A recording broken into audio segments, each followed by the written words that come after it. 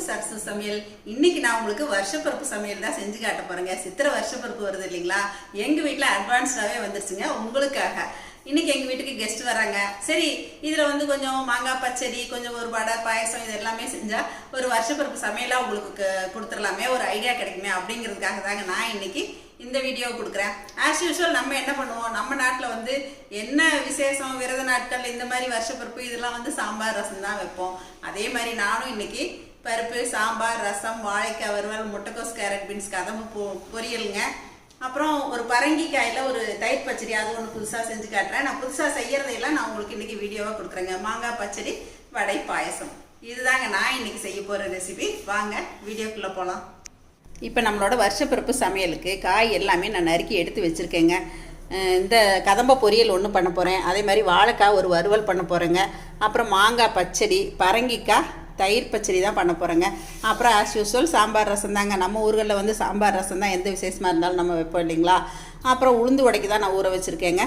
இப்போ இது எல்லாம் நான் ஒன்று ஒன்றா உங்களுக்கு செஞ்சு காட்டுறேங்க. என்ன விசேஷமாக இருந்தாலும் நம்ம உப்பு பருப்பு செய்வோம் இல்லைங்களா? பாசிப்பருப்பில் தான் அந்த உப்பு பருப்பு செய்வோம். பாசிப்பருப்பை நல்லா களைஞ்சிட்டு ஒரு குக்கரில் சேர்த்துட்டு கொஞ்சமாக எண்ணெயும் விளக்கெண்ணெய் இல்லைன்னா நல்லெண்ணெய் ஊற்றிக்கலாங்க. சீரகம் பூண்டு கருவேப்பிலை அரைச்சி போட்டு கொஞ்சம் மஞ்சத்தூள் போட்டு தேவையான தண்ணி ஊற்றி இதை வேக வச்சு எடுத்துக்கலாங்க. ஒன்று அல்லது 2 சவுண்டு விட்டாலே நல்லா மசிஞ்சு வந்துடுங்க. சாதாரணமாக பாத்திரத்துலேயும் வேக வச்சு எடுத்துக்கலாம். பாசிப்பருப்பு சீக்கிரமாகவே வந்துடுங்க. இதில் ஒரு சொட்டு நெய் போட்டு சாப்பிட்டா சும்மா கமன்னு இருக்குங்க. சாம்பாருக்கு முன்னாடி இதை சாப்பிட்டுட்டு தான் நம்ம அடுத்து சாம்பாருக்கு போவோம் இல்லைங்களா? அடுத்தது சாம்பாருக்கு நான் துவரம் பருப்பு வேக வச்சு எடுத்து வச்சுருக்கேன். இதிலே ரசத்துக்கும் தண்ணி எடுத்துக்க போகிறேன். விசேஷ நாட்கள்னாவே நம்ம நீர் பூசணிக்காய் சாம்பார் தாங்க வழக்கம். அதனால் நான் இன்றைக்கி நீர் பூசணிக்காய் தான் எடுத்திருக்கேன்.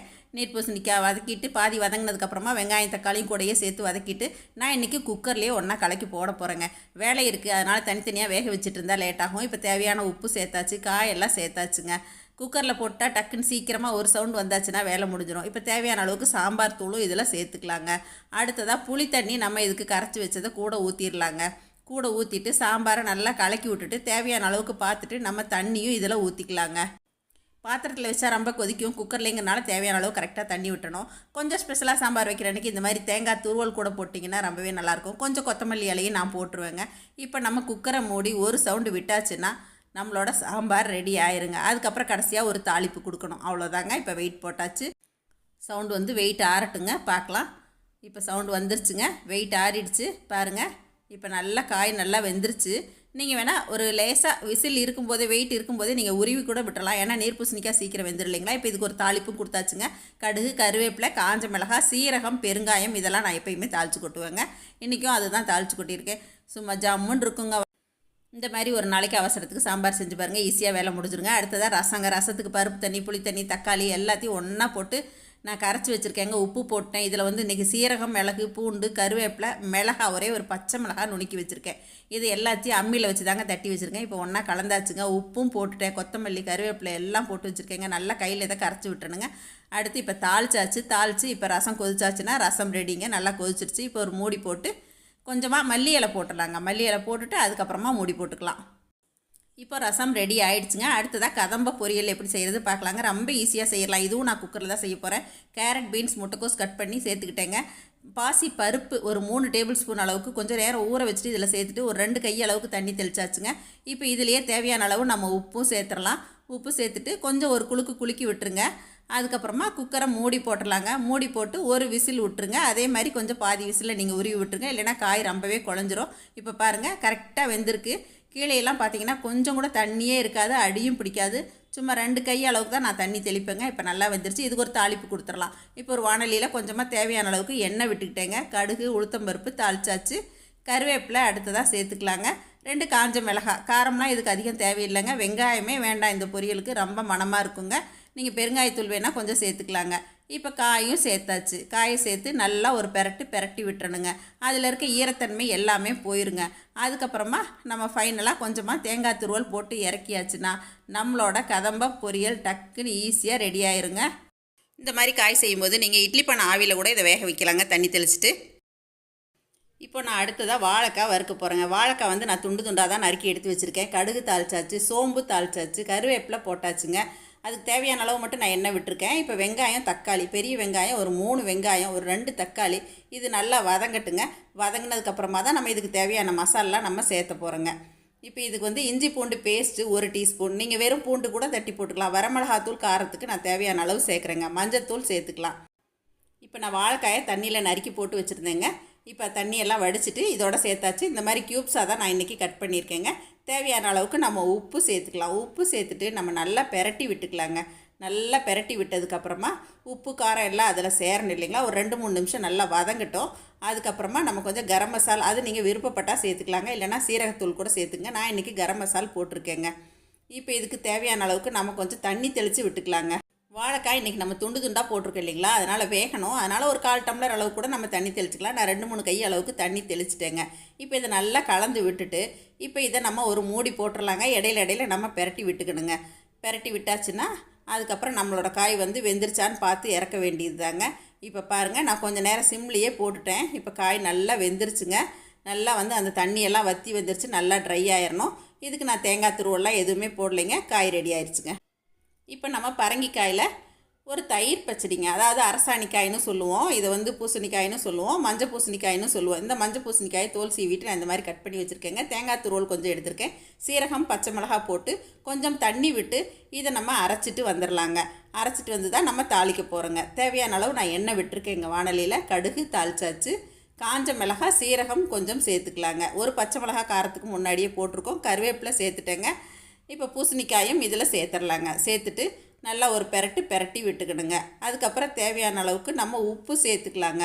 உப்பு சேர்த்துட்டு ஒரு பெரட்டி விட்டுட்டு இப்போ நம்ம அரைச்சிட்டு வந்த இந்த தேங்காய், சீரகம், பச்சை மிளகாய் கலவையே இதில் சேர்த்துட்டு தேவையான அளவு கொஞ்சமாக தண்ணி விட்டால் போதும். பரங்கிக்காய் சீக்கிரம் வெந்துடும் இல்லைங்களா. இதை நல்லா பெரட்டி விட்டுறணும். இப்போ கொஞ்சமாக மஞ்சள் தூளும் இதில் சேர்த்துக்கலாம். இப்போ ஒரு மூடி போட்டுடலாங்க. நல்லா அடுப்பை குறைச்சி போட்டுடலாம். கொஞ்சம் நேரம் கழித்து பார்த்திங்கன்னா நல்லா வெந்திருக்கும். இப்போ பாருங்கள், நான் கரண்டியில் எடுத்து இந்த ஸ்பூனில் இப்படி நீங்கள் கட் பண்ணி பார்த்தீங்கன்னாவே தெரியும். விரலில் மசிச்சிங்கனாவே நல்லா வந்து மசிஞ்சு வந்துருங்க. காய் இப்போ வெந்தாச்சுங்க. இப்போ இதை நல்லா ஆறட்டுங்க. ஆறினதுக்கப்புறமா தயிர் சேர்க்கலாம். இப்போ இது நல்லா ஆற வச்சுட்டேங்க கொஞ்சம் நேரம் வரைக்கும். இப்போ பாருங்கள், நல்லா ஆறிடுச்சு. இப்போ தயிர் சேர்த்துட்றேன். தயிர் வந்து நம்ம குழகுழப்புக்கு பார்த்துட்டு சேர்த்துக்கலாங்க. அதனால் கொஞ்சம் ஊற்றி நம்ம பெரட்டி பார்க்கலாம். பத்தலைன்னா மறுபடியும் கொஞ்சம் போட்டுக்கலாங்க. ரொம்ப ட்ரையாக இருந்ததுனால நான் இப்போ கொஞ்சம் மறுபடியும் சேர்த்துறேங்க.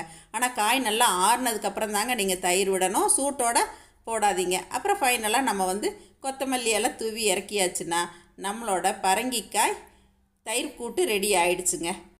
இப்போ சித்திரை வருஷ பருப்பில் ரொம்ப முக்கியமான இடம் வகிக்கிறது இந்த மாங்காய் பச்சடிங்க. இந்த மாங்காய் பச்சடிக்கு நான் கிளிமூக்கு மாங்காய் தான் எடுத்துக்கிட்டேன். தோல் எடுத்துகிட்டு இந்த மாதிரி ஸ்லைஸாக நான் வந்து சீவி எடுத்துக்கிட்டேங்க. அப்போ தான் குக்கரில் சேர்த்தா சீக்கிரமாக வெந்துடும். கொஞ்சமாக தண்ணி தெளித்து வெயிட் போட்டாச்சு. ஒரு சவுண்டு வந்தால் போதுமானதுங்க.